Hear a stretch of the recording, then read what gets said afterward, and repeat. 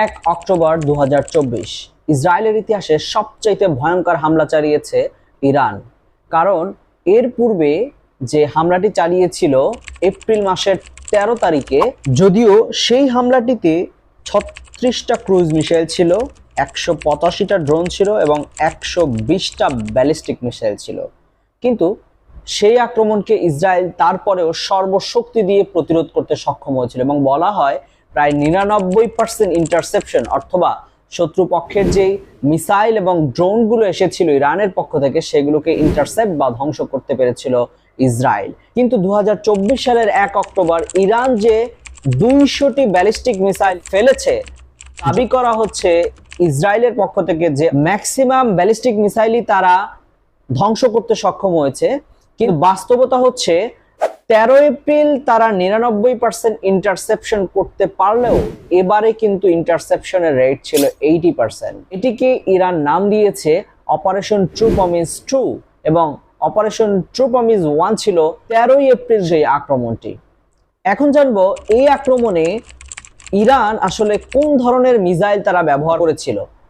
ধারণা করা হচ্ছে ইরান এই আক্রমণে দুটি মিসাইল দ্বারা আক্রমণ করতে পারে, একটি হচ্ছে ফাতাহ মিসাইল এবং আরেকটি হচ্ছে খাইবার শিখান মিসাইল।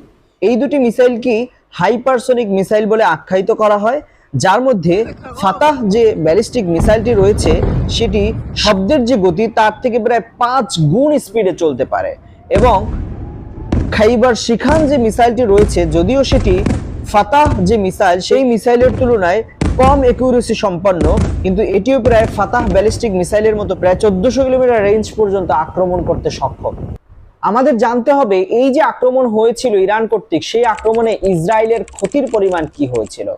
যদিও ইরানের পক্ষ থেকে বলা হচ্ছে কোনো ধরনের ক্ষতি হয়নি, কিন্তু বিষয়টি তেমনটি নয়। ওয়াশিংটন পোস্ট একটি রিপোর্ট প্রকাশ করেছে যেখানে দেখা যাচ্ছে যে প্রায় 32টি মিসাইল ইসরায়েলের মাটিতে আঘাত এনেছে। এর মধ্যে যে নেভাতিম এয়ারবেসটি রয়েছে, যেটি নাগেব মরুভূমিতে অবস্থিত, নেভাতিম এয়ারবেসে প্রায় 20টির মতো মিসাইল আক্রমণ করতে সক্ষম হয়েছে এবং রাষ্ট্রটির সেন্ট্রালে অবস্থিত তেলনফ বিমানবন্দরে প্রায় 3টি মিসাইল আক্রমণ করতে সক্ষম হয়েছে।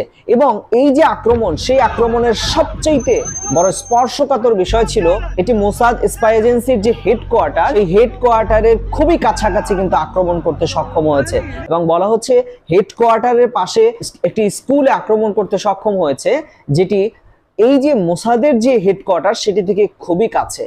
এবং এই 3টি আক্রমণই ইসরায়েলের জন্য সবচেয়ে গুরুত্ব বহন করছে এই কারণে যে এটি তেল আবিবের মতো শহর, যেখানে মোসাদের হেডকোয়ার্টার অবস্থিত, সেখানে যেহেতু গ্রাউন্ডে আক্রমণ করতে পেরেছে, সুতরাং এই তেল আবিবে কিন্তু সারা বিশ্বের টেক কোম্পানিগুলোর যে রিজিওনাল হেড অফিস রয়েছে ইসরায়েলে, সেই হেড অফিসগুলোর অবস্থান কিন্তু এখানেই। এবং এর মধ্য দিয়ে ইরান বুঝাতে চেয়েছে যে তার যে অর্থনৈতিক ইন্টারেস্ট সেটি কিন্তু ইরানের যে সক্ষমতা তার কাছে ভালনারেবল বা আক্রমণযোগ্য। ফলশ্রুতিতে ইসরায়েলকে কিন্তু দ্বিতীয় থেকে তৃতীয়বার এমনকি চতুর্থবারও ভাবতে হবে এবং ভাবতে হচ্ছে ইরানকে তারা কিভাবে আক্রমণ করতে পারে। বলা হচ্ছে ইরানের যে অয়েল রিফাইনারি প্রজেক্ট আছে সেখানে ইসরায়েল হামলা চালাতে পারে, কিন্তু এই ঘোষণা আসার সাথে সাথেই কিন্তু অয়েলের প্রাইস অর্থাৎ তেলের প্রাইস কিন্তু 5% বৃদ্ধি পেয়েছে এবং যার ফলশ্রুতিতে ইউএসএ কিন্তু একটি ভেটো দিয়েছে যে ইরানের তেল ঘাটিগুলোতে বা তেল উৎপাদনকারী জায়গাগুলোতে, ইভেন তেল রিফাইন করার যে স্পেসগুলো, সেগুলোতে আক্রমণ করা কোনোভাবেই যৌক্তিক এবং বুদ্ধিমত্তার কাজ হবে না। এমনকি প্রেসিডেন্ট জো বাইডেন তিনি কিন্তু বলেছেন যে ইরানের যে মিসাইল উৎপাদনকারী স্থান বা ইউরেনিয়াম সমৃদ্ধ যে এলাকাগুলো, সেখানে আক্রমণের ব্যাপারে কিন্তু জো বাইডেন অবজেকশন জানিয়েছে। এখন কথা হচ্ছে কেন অবজেকশন আসতেছে, যেখানে ইসরায়েলের মাটিতে ব্যালিস্টিক মিসাইল মারা হইলো আরেকটা দেশ থেকে, তারপরে কেন ইরানকে যে পাল্টা আঘাত, সে আঘাত দেওয়ার জন্য কেন এতটা দেরি করছে ইসরায়েল? আমরা মনে করি যে ইসরায়েলের সক্ষমতার প্রশ্নে সে যথেষ্ট শক্তিমান। আমরা জানি ইসরায়েল তার যে অফেন্সিভ যে আক্রমণ, সেই আক্রমণের সবচেয়ে বেশি লেভারেজ পায় তার F-35 যে জেট বিমান রয়েছে সেই জেট বিমানের কারণে, কারণ এটি শত্রুর যে রাডার সিস্টেম সেই রাডার সিস্টেমকে জ্যাম করে দিতে পারে। এত সকল সক্ষমতা থাকা সত্ত্বেও ইসরায়েল কেন বিভিন্ন ক্যালকুলেশন করছে ইরানকে আক্রমণের ক্ষেত্রে?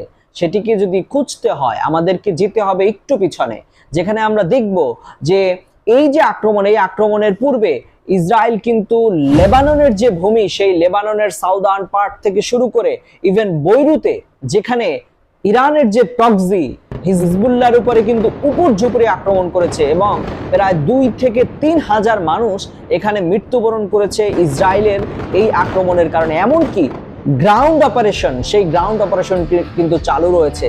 এবং ইরানের যে আক্রমণ, শুধুমাত্র এটিকে আমরা এমন ভাবে দেখলে হবে না যে এটি ইরান হঠাৎ করে মেরেছে, এটি কিন্তু অনেকগুলো ঘটনার ফলাফল। সালাইমান কাসেমিকে হত্যা করা, একই সাথে সিরিয়ার কনসুলেটে ইরানের যে 2 জন জেনারেল কুদস ফোর্সের তাদেরকে হত্যা করা সহ লেবাননের হিজবুল্লাহর সবচেয়ে পাওয়ারফুল শিয়া লিডার হাসান নাসরুল্লাহকে কিন্তু হত্যা করা হয়েছে খুব বেশি দিন আগে নয়, 27 সেপ্টেম্বরে। সুতরাং এই সবগুলো অ্যাটাকের কিন্তু একটা জবাব মূলত দিয়েছে ইরান, এবং ইরান এই আক্রমণটি চালানোর পূর্বে কিন্তু ইউএসএ কে জানিয়েছে যে আমরা ইসরায়েলে আক্রমণ করতে যাচ্ছি।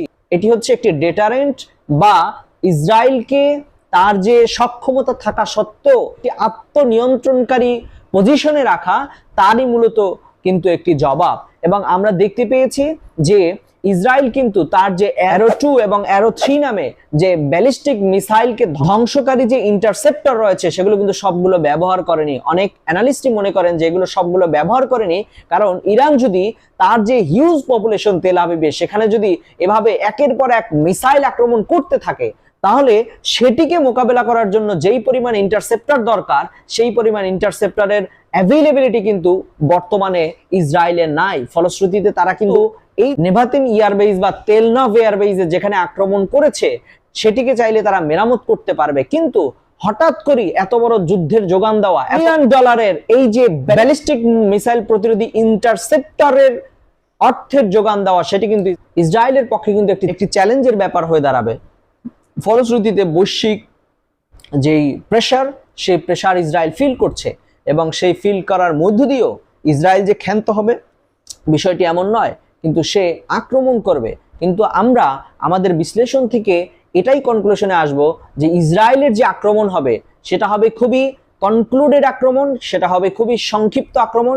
হয়তোবা কোনো একজন ইরানি নেতাকে আবারও হত্যা করবে, অথবা হিজবুল্লাহ কিংবা হুতি যে সকল প্রক্সিস রয়েছে তাদের নেতাদেরকে সে হত্যা করবে। কিন্তু ফুল স্কেলে ইসরায়েলের যুদ্ধে জড়ানোর সম্ভাবনা আমরা বলতে পারি খুবই ক্ষীণ, কারণ তার যে বাণিজ্যিক স্বার্থ বিশ্বব্যাপী, এবং বিশেষ করে তেল আবিবকে বলা হয় স্টার্ট আপের নগর, সেই স্টার্ট আপের নগরীতে যেহেতু ইরান ব্যালিস্টিক মিসাইল তার গ্রাউন্ডে ফেলতে সক্ষম হয়েছে, সুতরাং এটি কিন্তু অন্যান্য সকল মাল্টিন্যাশনাল কোম্পানিকেও দ্বিতীয়বার ভাবাবে তারা কতটা সেলফ স্যাটিসফ্যাকশন নিয়ে ভবিষ্যতে তারা এখানে ইনভেস্টমেন্ট করবে। সুতরাং আমাদের যে ব্যাখ্যা, সেই ব্যাখ্যায় আমরা এটাই কনক্লুশনে আসতেছি যে আগামী দিনে ইসরায়েল এবং ইরানের মধ্যে খুব সম্ভবত এখানে একটি নিয়ন্ত্রণশীল যুদ্ধ আমরা দেখতে পাবো, নতুবা ইসরায়েল কিন্তু মধ্যপ্রাচ্যে একা হয়ে যাবে। যদি ইরানের উপরে সে উপর্যুপরি হামলা চালায়, তাহলে কিন্তু ইউনাইটেড আরব এমিরেটস যাদের সাথে তার সখ্যতা রয়েছে, সেখানকার জনগণ কিন্তু ফুঁসে উঠবে, এবং সেই ফুঁসে ওঠার ফলে ইসরায়েল যে আব্রাহাম অ্যাকর্ড করেছিল, আব্রাহাম অ্যাকর্ড যদিও পিছিয়ে গেছে, সেই সখ্যতা অনেকটা নাই এখন ইসরায়েলের সাথে, সেটার অগ্রগতি অনেকটাই কম, সেই অগ্রগতিতে কিন্তু আরো ভাটা পড়বে খুব শীঘ্রই। এই ব্যাপারে আমরা আরো আলোচনা করব। আজকের মতো এখানেই। আসসালামু আলাইকুম রহমতুল্লাহ।